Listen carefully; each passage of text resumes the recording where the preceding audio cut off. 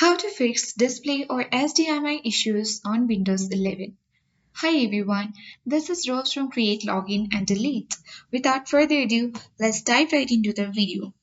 First, go to the search bar at bottom left corner of the screen and type in Device Manager. Once you find it, click on Open button. Now you have to locate and expand Display Adapter section. Now simply you need to right click on your graphic drivers and click on Properties option. Now go to Driver tab. Click on Update Driver button and click on Search automatically for drivers and allow the system in order to install the best available driver.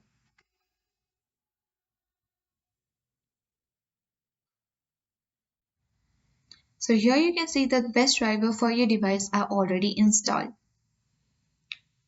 After that, you need to move forward towards the other step. That is simply you need to restart Windows Update Service. For that, go to the search bar and type in Services. Click Open to open it. Now scroll down and find out Windows Update. It might take a few time to search for it. Once you locate the option of Windows Update, simply right click on it. Now select Properties. You have to set the startup type to automatic using this drop down arrow. After that, you need to click on OK button and now close the window. And once you have done that, you can easily open your settings. Right click on the start icon and open settings.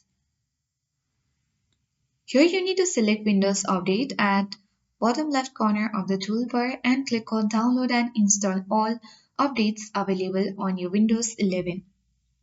And you need to ensure your HDMI cable is connected securely and verify that your display issues are resolved. So that's it guys. By following this step, your issues should be now fixed. If this helped, then hit the like button and subscribe. Thank you for watching and see you in the next video.